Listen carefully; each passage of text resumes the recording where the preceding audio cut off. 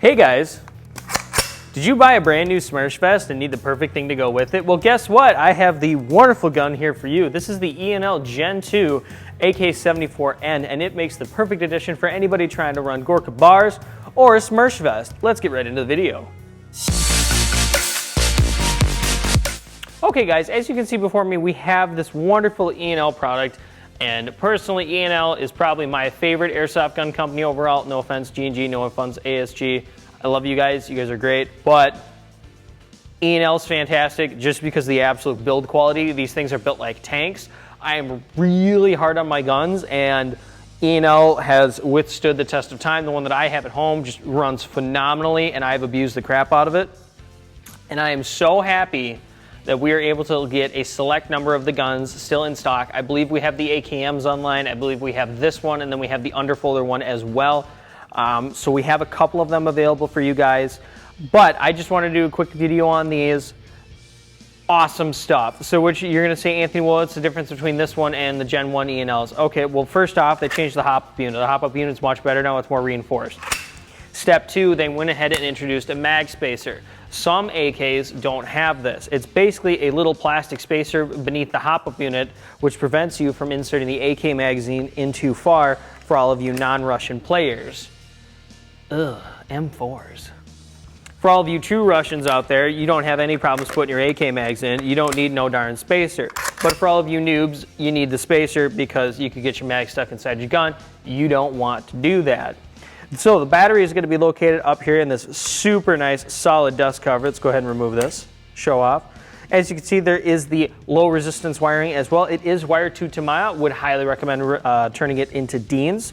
I'm almost always going to recommend you run a 7.4 LiPo battery or an 11.1 LiPo battery with these. You're going to say, Anthony, the gun doesn't have a MOSFET unit. Well, it's an AK, it's a tank. It can run the 11.1 LiPo with no MOSFET. Don't worry about it. Me and my team have done it for the last 2 years. Haven't had any issues. One thing to do note about this is that the springs are a little bit shorter. The gun does have a version 3 quick change gearbox, so you do have to pop the gearbox out, but when you take the spring out, it is a little bit shorter. So if you do a spring change, make sure you cut a couple coils off. If you don't cut a couple coils off, you're going to strip your piston. Anthony, how do you know this? I did it, and it was not fun. I had to go through and change some stuff.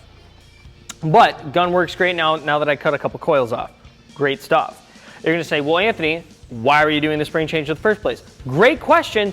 That's because the guns shoot like 420 feet per second out of the box, and our field limits around here in Minnesota is 400 on the nose, and I want to use the gun that I just bought. So, moving on, it is an AK, so it's going to have all the general AK things. It's going to have the adjustable sight up in front, charging handle, fire selector, full auto because Russia, and it goes first. And then it goes semi-auto, because who needs actual semi-auto? Just full auto and spray, man. That's what you need. Moving on, there are 2 sling points on the gun. There is one on the buttstock, and there is one on the front as well. So you can pick up a nice AK sling for this bad boy. On the front, you do get the very nice AK-74 compensator on the front.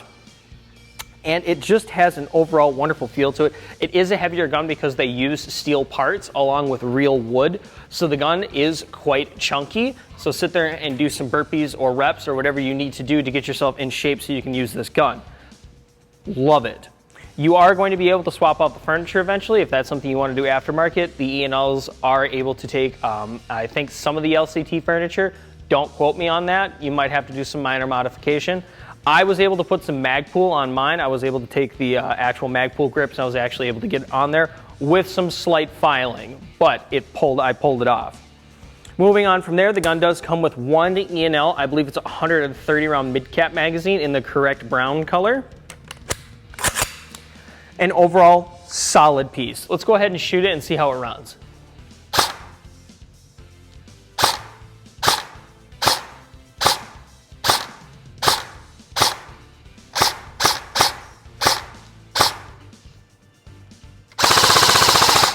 Okay, so as you can see, we're a little bit off on the FPS there, but hey, 380 is still really phenomenal with .20s. I think they went ahead and changed their springs out because they used to come with M130s, and I think E&L has gone through and changed what type of springs they use in their guns. Totally awesome, because now you don't have to deal with changing the spring out like I did. Super great. Overall, solid product. Highly recommend to anybody that's looking to get a really nice AK. Highly recommend E&L. We really appreciate you guys checking out this quick video. and we will see you guys in the next one.